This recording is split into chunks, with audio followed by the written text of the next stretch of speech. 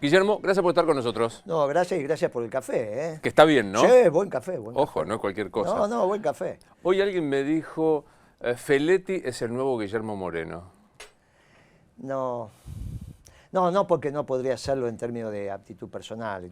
Yo diría que del gobierno no puedo decir que es el único apto, pero él es muy apto. Pero el problema es que está en el marco de un gobierno que no es apto. El presidente no es apto para estar donde está y entonces es un desorden y es un lío. Vos sos un hombre de la actividad privada. Yo no te vi nunca en el sector público. Nunca. Y vos sabés que cuando la cabeza de una de las empresas no funciona, la empresa es muy difícil. Puede haber un momento de transición que el fundador o el presidente de la empresa, el dueño, envejeció y le está haciendo la transición al hijo mayor y ahí... Pero en un momento el hijo mayor o se va o entiende el negocio y ya el negocio empieza a funcionar. Bueno, el problema es que tenemos al frente de la Argentina un muchacho que no está preparado para esto, no es apto. Pero usted dijo, no es apto. Claro, Lo no es contrario es inepto. ¿Alberto Fernández es un inepto? Sí, es un inepto. Sí, no es apto, es inepto. Para este trabajo es inepto. Quizá para otro, no lo sé, yo no lo... Pero este que yo lo conozco hace 30 años, Alberto, no está apto para esto porque es inepto. Ahora, es muy grave, porque en nuestro país, con la concentración del poder en el Poder Muy Ejecutivo, o sea, no es un gobierno parlamentario. No, muy grave. En un gobierno parlamentario que era lo que quería hacer la reforma del 94. Entonces, el presidente queda como... Jefe de Estado. Claro, el responsable del Estado, tiene la representación. Pero el Poder Ejecutivo, en manos de un jefe de gabinete, no terminó de pasar por las mismas características de la Argentina. Acá sería necesaria una moción de censura. Como no hay moción de censura, no hay otra alternativa que la ley de acefalía. Pero digo, ¿usted ve la posibilidad de que Alberto deba dejar el poder? No hay alternativa, porque mañana vamos a estar peor que hoy. Mirá, quizás contando un poco el 2001 se esclarece la posición. Para junio, julio del 2001, vos sos un muchacho joven, pero ¿te más que joven. Bueno, somos de la misma edad. Bueno, pero no, vos sos más joven. Pero vos te acordás muy bien. Para junio, julio todo el mundo sabía que de la Rúa estaba enfermo, que tomaba su medicación, que estaba complicado, pero fundamentalmente se sabía que el plan de convertibilidad era irreversible, había fracasado, ya estaba. Irreversible como fenómeno de derrota, no irreversible. Hoy estás en la misma situación. El plan económico es inexorable, irreversible, mañana va a ser siempre peor que hoy. Mañana siempre va a ser peor que hoy. Y Alberto Fernández no está enfermo, no estoy en condiciones de decir que está enfermo, pero es así. A diferencia de la Rúa, que llegó ahí porque se enfermó, este ya nació ahí. Pero mi pregunta es para que no me quede claro. Usted dijo, no hay otra alternativa. ¿No hay otra alternativa que aplicar la ley de cefalía porque Alberto se tiene que ir? Claro, sí, porque mañana vas a estar peor que hoy. Y entonces la política está para prever lo peor. Ustedes están para contar lo que pasa. En todo caso, para emitir una opinión, pero digamos, obvio, los periodistas o hacen crónica o dan una opinión. Opinan, claramente. Pero en este caso, ustedes cuentan lo que pasa. Para contar lo que pasó, los historiadores. Para contar lo que va a pasar está la política. Si no, ¿para qué está la política? Claro. Después, obviamente, ¿quién tiene que ser el electo? Cuando el proceso de selección está bien. Y el que acertó. Porque la política lo que tiene es que va moldeando el futuro. ¿No? Sobre el diagnóstico construye prognosis. Vas moldeando el futuro. Claro, esto tiene una profundidad religiosa también, porque el determinismo te dice de un lado o del otro que las cosas están escritas. Y nosotros somos los hombres y mujeres del libre albedrío, que decimos hay una creación, hay un libre albedrío. Vos podés y tenés la obligación de ir modificando el futuro si el futuro está mal. Por eso hay un pecado, que es el pecado de omisión. No sé si te acordás de tú. Sí, ¿Vos te acordás que estaba el de palabra, pensamiento, obra o acción? O omisión. Y omisión. Obra y omisión. El de obra es la acción. Y el de omisión es saber que las cosas van a pasar y no impedirlo. Saber que viene el mal y no trabajar por el bien. Entonces, desde este marco, yo que soy un hombre de misa semanal y hago política desde los 14 años, te digo, mira, viene el mal. Esto es un desastre, es irreversible. Si cumplen con el fondo, terminás como de la Rúa. No va a haber un peso. No va a haber un peso. Si no cumplís con el fondo, terminás como Alfonsín. O sea que si vos tenías alguna duda de que este gobierno no era peronista, viene Moreno y te dice, mira, o termina como Alfonsín o termina como De la Rúa. Pero hay algo que termina como los radicales. Sí, hay algo interesante, ¿no? Porque cuando uno dice existe la posibilidad de cefalía, lo acusan de golpista. Y yo digo, ojo que no, que la ley de cefalía está dentro del Estado de Derecho, está prevista por la Constitución. Es constitucional. Ahora, digo, supongamos, hipótesis, que Alberto deja su cargo. ¿Cristina está en condiciones políticos sociales de asumir? No, por eso tiene que renunciar. La ley de acefalía es con la renuncia de los dos. Si no, no hay ley de acefalía. La ley de acefalía no es con la renuncia del presidente. Correcto. Porque ahí asume el vice, que para eso está. O sea, el poder ejecutivo es unipersonal. Por lo tanto, renuncia al presidente y va al vicepresidente, o va al vicepresidente cuando el presidente abandona el país. O tiene una enfermedad muy grave. Bueno, los fenómenos, los extremos. Ahora, acá para la ley de acefalía tiene que renunciar el presidente y la vicepresidenta. En el caso de la vicepresidenta, a su vez, por la irresponsabilidad que cometió en la selección de Alberto Fernández, tiene que pedir perdón. Porque a Alberto Fernández yo le doy el beneficio de la ignorancia. Ustedes los abogados eso no lo usan mucho, pero nosotros en las ciencias sociales sí, porque ustedes se tienen que sumar a un procedimiento y lo que dicen. Entonces, no, mirá, ese ignorante. El concepto es la ignorancia de derecho no excusa. No va, claro, porque no da derecho. La ignorancia no da derecho. Ahora, en las ciencias sociales, permitime que a veces... Claro. En economía la ignorancia te da el beneficio de la duda. El hombre no sabía.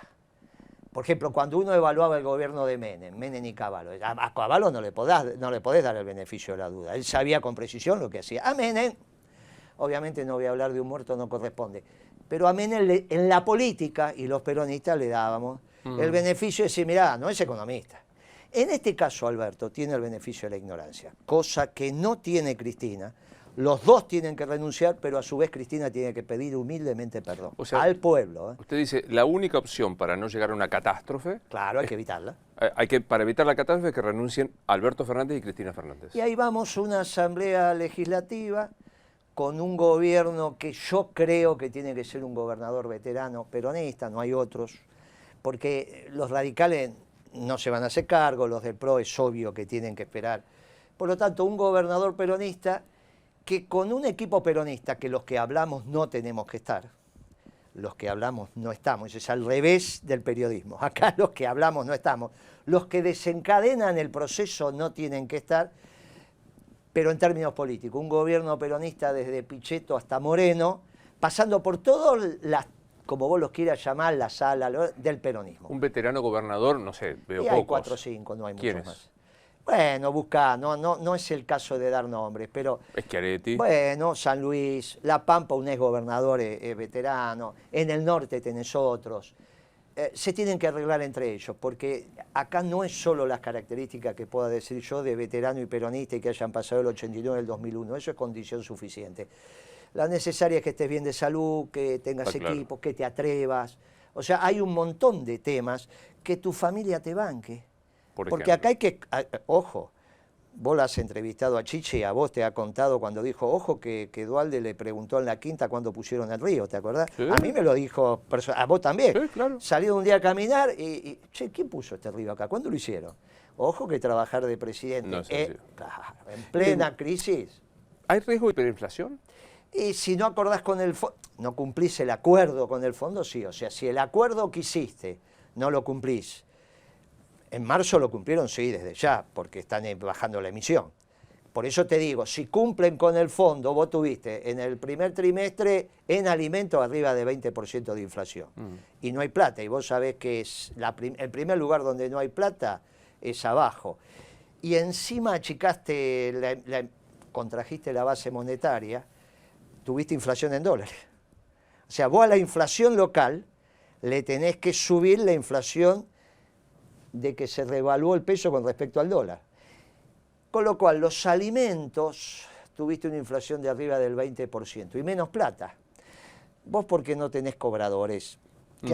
Pero vos sabés que están circulando más ahora los billetes de 500 que los de 1000. Se lo preguntás a cualquier empresario que cobre en efectivo. O sea, cualquier negocio, cualquier boliche hoy tiene que tener una máquina de contar plata, ¿viste la máquina, la contadora? Sí. Porque no daba, bueno, muy bien, de 500. Porque ahora los de 1000 lo guardan. Y es más fácil llevar al banco los de 1000, que valen 2 de 500, que porque tenés que multiplicar por 2 el volumen. Por eso subieron los plazos fijos en pesos. ¿Qué es lo que está pasando? No cambiaste la distribución del ingreso. La plata va para afuera, para arriba. Los que van para arriba la agarran. Prefieren guardarla en pesos para hacer el plazo fijo en billete grande. Y los de abajo pagan. Entonces los cobradores, es un lío. Es un lío el comercio en efectivo. Eso porque te vas quedando sin plata. A medida que pase el tiempo, cuando llegues a diciembre, un billete de 20 acá en el piso, vienen todos los que están sentados aquí y se tiran para agarrarlo. El de 20, no el de 200. Entiendo, perfecto. Bien. Ahora digo, ¿tiene un plan económico este gobierno? Ahora tiene el del fondo, no el del gobierno. Pero digo, para la combate a la inflación, ¿hay un algo? No, el combate, si cumple con la pregunta, ¿cumple con el fondo o no cumple? Claro. Si cumple con el fondo, la inflación dentro de 3 meses, 4 meses no es problema. Nadie va a estar hablando y al contrario, va a salir Alberto a decir qué extraordinario que soy. Ahora, vos caminás 2 cuadras y vas a ver los mostradores, Nada. vas a tener un lío bárbaro. Porque digo, ¿Vos Feletti viste? ayer dijo, no. ¿Sabés no, dónde te das cuenta que la cosa empieza a estar difícil? Cuando en estos estacionamientos que hay por acá, Sí, viste que sí, estamos sí. empieza a aparecer el muchacho con la banderita y te hace entrar. Para que vean. ¿Viste? ¿Viste Sí. que ahora no? Ahora Sí. te cuesta ver. Bueno, cuando vos lo empieces a ver en estos estacionamientos al pibe con la banderita para que entre, vos decís, ¿Y eso porque qué indica? indica que no hay consumo. Ahora, hasta llegar a Palermo Hollywood te va a llevar meses, pero llega. Pero andate ahora al tercer cordón. Yo le vendo a todo el país y le vendo a la ferretería. No hace falta que nadie me cuente ni que vea las estadísticas. Recordemos que tiene un mayorista Tengo de mayoría ferretería, ¿no? desde hace 40 años. Apenas, claro. Sí. Que siempre me critica mi familia porque uno de los negocios que no creció durante la década ganada fue el mío. Porque yo prohibí en mi negocio tener un cliente nuevo. ¿Por qué? Y porque era secretario de comercio. Pero un cliente nuevo. No, bueno, estoy hablando de un cliente relevante. Ah. ¿No? En esa época, yo tengo algunas cuentas que podría haber hecho mucho en algunos lugares. No, nada. Estoy hablando de una venta que te hace diferencia. ¿No? ¿Qué es el proyecto de blanqueo de prepo con buchones para pagar la deuda? Mira, ahí hay que diferenciar. El comercio se ocupa de actividades lícitas, no ilícitas. Por ejemplo, comercio de órganos, trata de personas o comercialización de estupefacientes. El comercio en eso es muy claro. El comercio se ocupa de las actividades lícitas. No hay un secretario de comercio de tráfico de órganos, eso es ridículo. Entonces son solo actividades lícitas. Ahora, la plata influye en las dos actividades, en la lícita y no ilícita, porque el billete de 1000 es el mismo. Pero ¿qué hizo el derecho sabiamente sobre esto? Diferenció blanqueo de exteriorización de capitales. Exteriorización de capitales es plata que sale de actividades lícitas que en general evadieron impuestos. Ahora, la actividad de fondo, el origen del dinero es lícito. Es lícito. Distinto es el narco. Distinto. ¿Te acordás de Scarface? ¿Sí? Que lleva al Pacino y te da vuelta Sí. a la bolsa. Eso es blanqueo. Es actividad ilícita que tratan de blanquearla y no pueden. Claro, cuando el del banco mira la plata, le da lo mismo que venga un carnicero o que venga, porque la plata es la misma. Y es fungible, se puede intercambiar. Pero el derecho en eso diferenció. Nosotros acá no se puede hablar de blanqueo. Se puede hablar de exteriorización de capitales, porque nadie va a pensar, estamos de acuerdo, nos pusimos de acuerdo en el idioma. O sea, esa ley, si es que sale del Congreso, es sobre exteriorización de capitales y nunca sobre actividades Actividad lícita evadida. de alguna manera. Pero, está bien, no hay un secuestro extorsivo y el tipo pone el 20% y ya la plata está bien, listo. Entonces, técnicamente es exteriorización de capitales. Bueno, ahí hay una dificultad que van a tener que resolver. Porque si un carnicero, para no poner un ferretero que queda feo, ni un periodista, si un carnicero vendió sin IVA, puede pasar, y cambió pesos por dólares y puso sus dólares en una caja de seguridad en un banco argentino, acá, en la esquina, sí, acá, no pasa nada. No. Porque gracias a Dios a nadie se le ocurrió abrir las cajas de seguridad en Argentina. Ahora, si es en Uruguay, sí pasa. O sea, si ese mismo personaje tiene la plata en una caja de seguridad en Uruguay, estamos en problema, y si está acá no está en problema. Algo no cierra en esto, lo van a tener que emprolijar. De alguna manera, el anteproyecto que yo leí lo van a tener que emprolijar. Lo van a tener que emprolijar y van a tener que definir a dónde quieren llegar y si suponen que con eso alguna cosa tendrán atada, pero no mueve el amperímetro en pagarle la deuda al fondo. Este es el tema. Está claro. ¿Qué es Martín Guzmán como ministro? Es un muchacho que está haciendo sus primeras armas. O sea, vos trabajaste en algunas empresas de envergadura cuando estabas en la actividad privada. Sí. No sería nunca el gerente general. Nunca. Bueno, para ser el gerente general de la Argentina, que es el ministro de Economía, supongamos cuando la crisis, y hay un problema de experiencia, porque ¿cuándo aprendés a vender? ¿Cuando terminaste el curso o cuando no te compran? ¿Cuándo aprendés a cobrar? ¿Cuando te explicaron cómo se llena el recibo o cuando no te pagan? Vos aprendés cuando no te pagan, aprendés cuando no podés vender. Vos aprendés cuando las cosas te salen mal porque corregís en un determinado momento de tu vida. Y después en otro se supone que te mantenés porque ya te equivocás poquito. Hasta que al final te llega la parca y decís, bueno, muchachos, y ya está. Y ya está. Pero es así la vida y hay que asumirlo como es.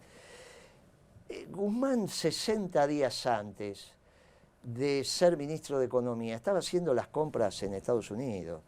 Sabía los precios de la leche, del galón de acá, del galón de allá. No conocía a nadie, no conocía a los empresarios de la Argentina. Nunca había tomado café, no le había tomado la temperatura, no conocía a los dirigentes sindicales, no conocía a los periodistas. ¿Ahora es un problema de Guzmán, que solo tenía 37 años, o es un problema del que lo eligió? No, ¿Quién, claro. el que lo eligió, qué dijo?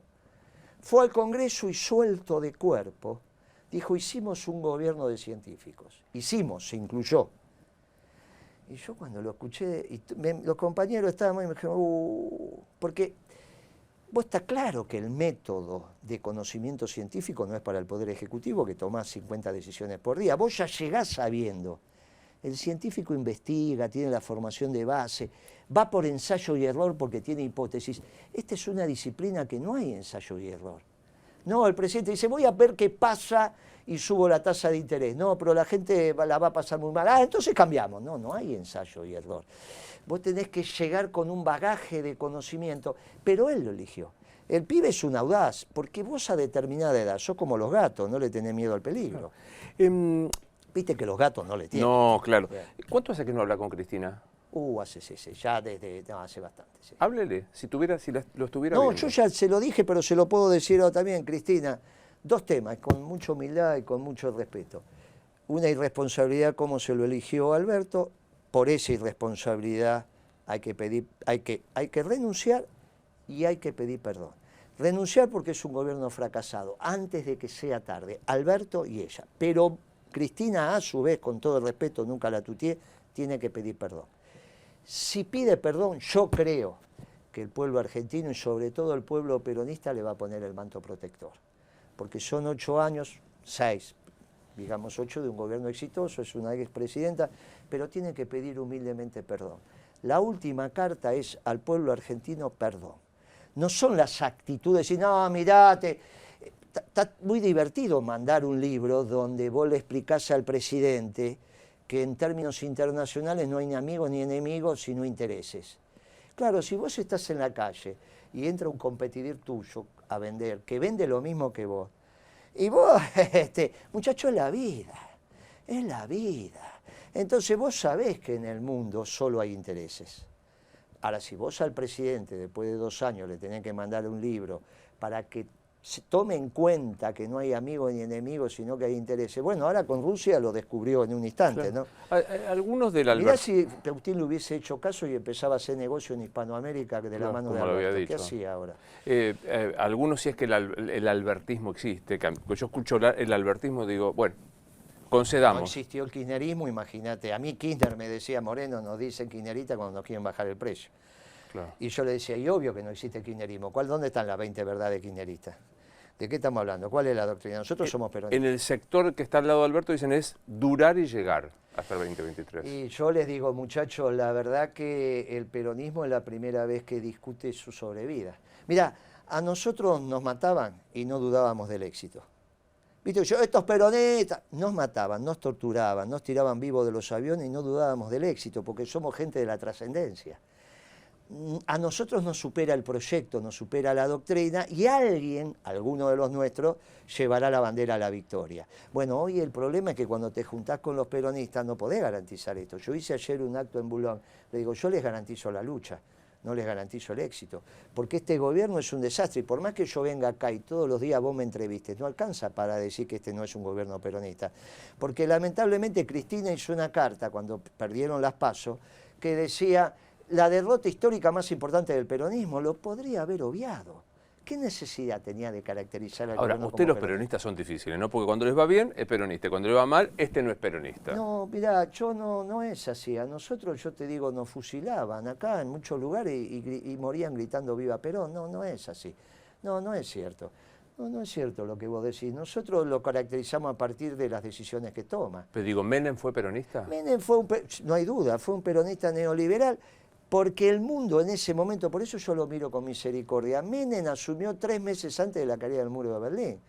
Y para pelearte con el Banco Mundial, el BID, la Corporación de Fomento y el Fondo Monetario, vos tenías que ser Perón. Y Menem no era Perón. Él mismo decía que no era Perón. Entonces, leyó cómo venía el mundo y fue para ahí. Ahora, yo lo miro con mucha misericordia por eso. A Caballo es distinto. Ahora, había que confrontar contra todos esos en los 90. ¿Qué 2023 ve? Desde el peronismo como frente, ¿qué ve? ¿Llega Alberto Fernández o no llega? Si no llega Alberto Fernández,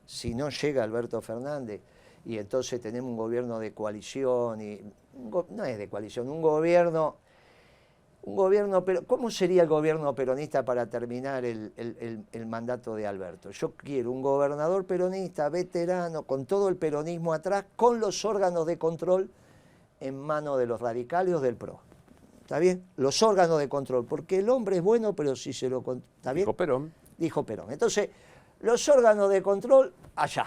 Los traemos. Che, ¿no tenés ganas de dejar de ser periodista durante 1 año y medio? Sí, dale. ¿Qué órgano de control querés? Si vos ya la tenés, no te hace falta nada, ya está. Elegí un órgano de control, venía a controlar a la muchachada. ¿Por qué es importante eso? Entonces, ejecuta el peronismo y controla el resto. Ese sería el ideal de mi gobierno hoy. Llega Alberto. Llega Alberto, entonces yo quiero, por fuera de este gobierno de Alberto, que no sé, harán alguna cosa rara, los socialdemócratas. Los socialdemócratas, ¿qué es Alberto? Y los socialdemócratas de Cambiemos. ¿Quiénes son los socialdemócratas de Cambiemos? Bueno, hay varios. Encantador, ¿viste? Porque es un tipo inteligente. Claro. Uno es pelado. Sí, la otra estaba, Vidal, tenés varios. el sector más... Santilli, tenés varios. Entonces, esos dos sectores socialdemócratas se pueden juntar, sí, se pueden juntar. Entonces, suponiendo que del otro lado los sectores nacionales se junten, y a mí me parece que el abrazo Perón-Balbín, los radicales van a querer Balbín-Perón, pero no es Lustó, no es el radicalismo de Lustó, es el radicalismo del Cotino Siglia, de algunos de estos que tienen un pensamiento nacional. El Coti, si estuviera acá, te va a decir, no, pará, nos toca a nosotros. ¿Viste cómo es? Ya la otra vez, claro. Sí, ¿viste cómo es? Ahora es Balbín Perón. Pero bueno, va a haber que discutirlo, porque como nosotros venimos de este fracaso, ¿y cómo le explicamos? No alcanza la voz de Moreno. Entonces, no, bueno, pero un gobierno Perón-Balbín, un gobierno Balbín-Perón, lo vamos a discutir, me parece que es el que se necesita. Con el mismo criterio, ¿eh? Unos gestionan y los otros controlan. Ahora vos poner a los radicales otra vez en el Ministerio de Economía te da sustito. Por eso, aunque hoy estén mejor y están, digo, no, dejá que nos ocupemos nosotros de la gestión y ustedes controlen. ¿Y usted qué quiere para usted? No, nadie me cree esto, pero no sabés el placer que es ser anónimo. Y el problema es que cada vez sos menos anónimo. Venía para acá, caminando rápido con, viste, el coso y los anteojos, pasaba una obra que está en la otra casa. ¿Todo bien, licenciado? Estaba cargando la bolsa. ¿Todo bien, licenciado?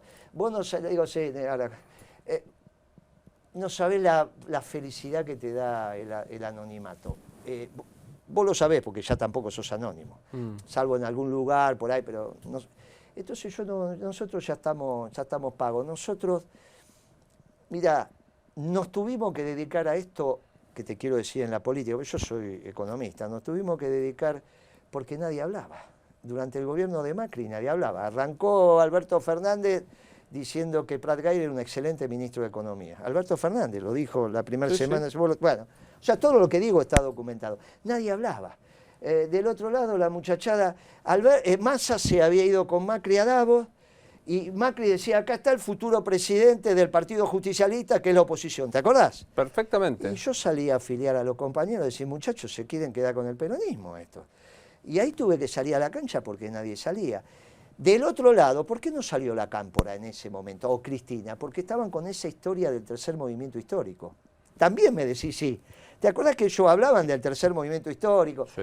Yo dije, no, ¿qué tercer movimiento histórico? Solamente cuando se complete la obra de Perón y Evita se puede hablar de tercer movimiento histórico. Pero ¿sabés qué pasa? Una vez que se complete la obra de Perón y Evita, llegamos a la perfección. Entonces no es necesario seguir evolucionando. Acá, ¿qué es la Cámpora? Es una agrupación juvenil importante. Hizo que volvieran a cantar la marcha Los Pibes. Pero hay un problema de formación. Se murió Kirchner y terminaron leyendo más a Laclau que a Perón. Hay que leer a Laclau, pero después de leer a Perón, porque si no te desordena la cabeza. Perón te la ordena y después lees el margen. Viste, si vos empezás a leer el margen, ¿qué es lo que le pasó a Milei también? Una buena persona, Milei. Pero está en esa etapa, en términos académicos, donde todavía está enamorado del amor, no de la otra persona, ¿viste? El tipo... Yo lo valoro, ¿eh? No es lo mismo que Esper. Esper es un muchacho que tiene patrimonio en Pergamino y en vez de trabajar su patrimonio, su capital, lo da en alquiler. Y después viene acá, se siente y le explica a los empresarios cómo ganar plata.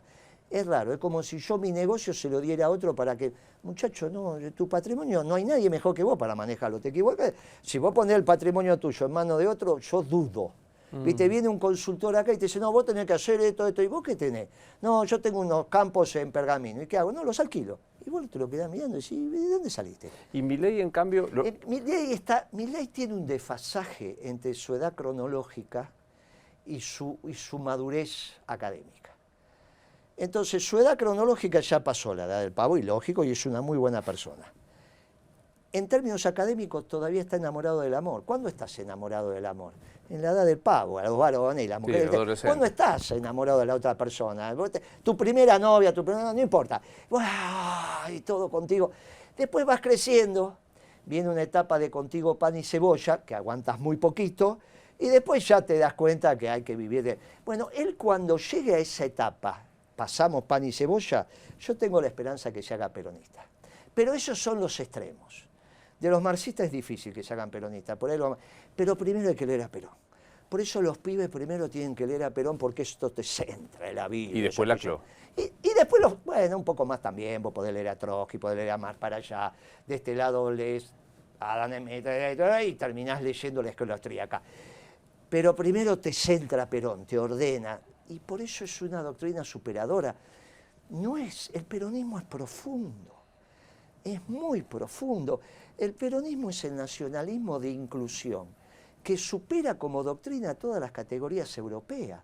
Ahora, se nos hace difícil porque en la facultad te enseñan las categorías europeas. A vos no te enseñaron derecho peronista. Porque yo te digo, ¿cuál es el derecho peronista? Bueno, yo estudié con la reforma de Sampay, la reforma de la Constitución. Pero lo viste como una cosita. Sí, claro. Sí, como no lo viste. Entonces, cuando decís, mirá, hay un derecho peronista, ¿y cómo no va a haber? ¿Hay una economía peronista? ¿Cómo no va a haber? ¿Por qué los liberales y los marxistas no debaten con los economistas peronistas? ¿Y por qué no debaten? Porque vos sabés que yo te digo a vos, mira, arma un debate. Aunque no lo hagamos público, vas a ver que no te acepta. Lo vamos a hacer. Prometo que lo hacemos acá. Lo hacemos acá en Infobae. Y vas a ver que no te acepta. A mí me impresiona esta cosa de qué país le vamos a dejar a nuestros hijos. Y yo me pongo egoísta. Pues digo, pará, todavía yo estoy acá. O sea, tengo alguna expectativa de unos cuantos años de estar acá. ¿Qué país nos espera? ¿Acordaste con el fondo y cumplís o no cumplís? Si cumplo... Si cumplo y Alberto Fernández termina y te viene un país socialdemócrata, es lo mismo que Macri, con algunas situaciones distintivas. Pero en términos económicos, los neoliberales y los socialdemócratas son lo mismo. Por eso convivieron en Cambiemos. Porque ajuste. Bueno, en realidad es un país 70-30. Si 70 vos querés afuera. ver 70 arriba del barco, y los otros van nadando al lado del barco para comer las migajas que tiran del barco.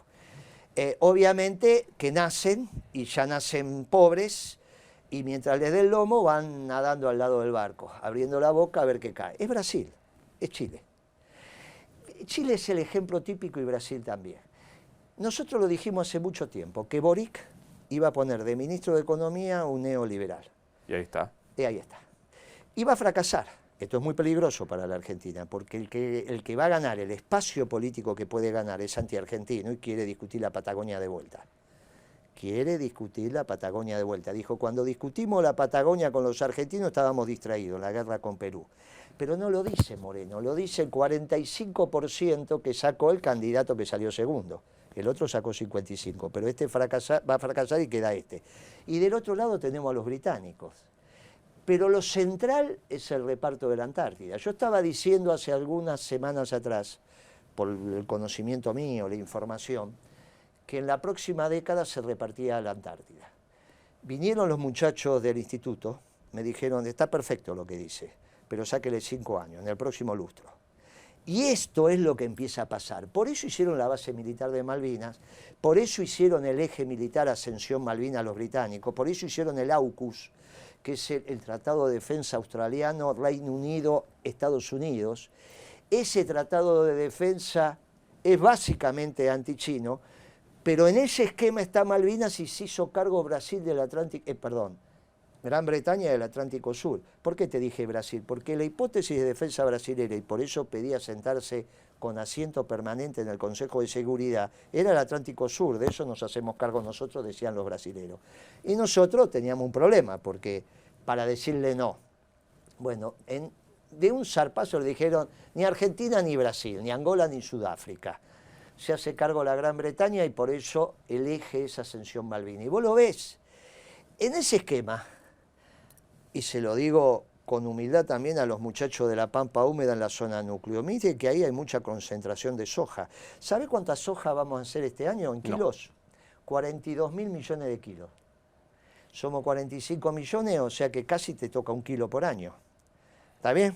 Te la tenés que comer, 1.000 kilos por año, te la tenés que comer. En un año te tenés que comer 42.000 millones, con la entrada 45 millones te tocan 1.000 kilos. A vos y a todos los que vivan con vos. Es raro que te los puedas comer en un año. Con lo cual les digo, cuidado que si los británicos se ponen difícil, junto con los norteamericanos y los australianos, contra China, que es donde va a surgir la segunda medianera. La primera medianera es Ucrania. Mirá que en Ucrania no es una guerra entre uno que gana y uno que pierde, ¿eh? Es una guerra entre dos ganadores. Le toca a Ucrania ser el campo de disputa, pero es entre Rusia y Estados Unidos, son dos ganadores. La medianera. Están definiendo la medianera por donde pasa. El presidente ucraniano, y se lo digo con mucho respeto, en vez de entender que se están peleando dos elefantes en su territorio, quiere actuar.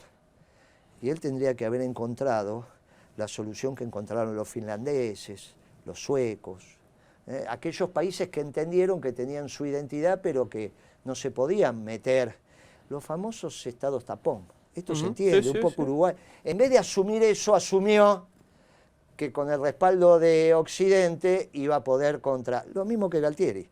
Bueno, entre ellos están ordenando el mundo porque son los ganadores. Rusia son los ganadores, ¿eh?